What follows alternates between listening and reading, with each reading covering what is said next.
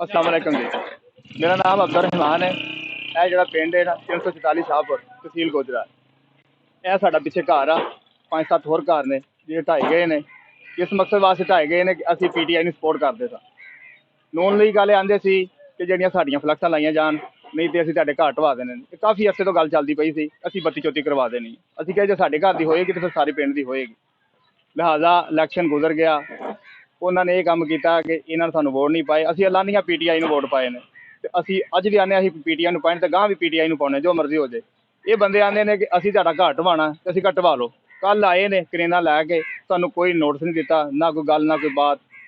अद्धे घंटे का टाइम दिता उन्होंने, कहते कि अपना समान चुक लो, जिन्हें असी ढा देना हर चीज़। असी क्या ढा दो, सानू कहते हैं कि साडे नाल आ जाओ, साडू माजरत कर लो, माफ़ी मांग लो। मैं क्या झुकना नहीं, तुसीं ढाने ना अपना शौक पूरा करो, असी नहीं माफ़ी मंगनी।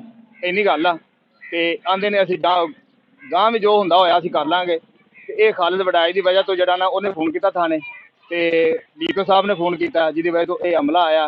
बाकी ये चौधरी जड़ा ये इस लायक नहीं है कि सानू फेस कर सके ते ये सारा काम करवाने वाले ये वो मालक।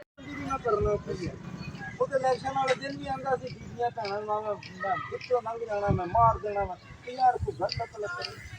असी तो भी खैर खां अल्लाह ताला देखो नबी पाक सल्लल्लाहु अलैहि वसल्लम ने फरमाया जालिम की इमदाद भी करो, मजलूम की भी करो। सहाबा कराम ने अर्ज़ की या रसूलल्लाह मजलूम की इमदाद होती है नहीं करनी होती। नबी पाक सल्लल्लाहु अलैहि वसल्लम ने फरमाया कि जालिम की इमदाद है तो जुल्म करन ते रोक दो। असी खालिद वड़ैच नूं ते ओहदे वालियां ने जुल्म नहीं करन देना इंशाअल्लाह।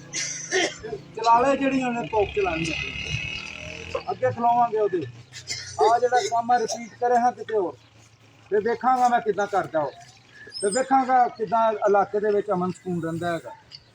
देखो गल सुनो, एक गल ज़हन च रखना, साडी शराफत है कि असीं शराफत ने चीज करते हैं। मेरे हत्थी कोई दलील भी कोई नहीं है, छुरी भी कोई नहीं, लेकिन शरीफ नूं अजमाना नहीं चाहिए। अब्दुररहमान कला नहीं है, सारे असीं अब्दुररहमान है। जे इंतजामिया नूं मैं दसदा, इंतजामिया ने या गवर्नमेंट ऑफ पंजाब ने या गवर्नमेंट ऑफ पाकिस्तान ने इन्हां चीज़ों का नोटिस ना लिया, रिट ऑफ लॉ ना हुई, कानून का निफाज ना होया, फिर की होएगा? नतीजा अनारकी होएगा, फिर खाना जंगी होंदी, फिर कोई किसी ने नहीं बचा सकना है।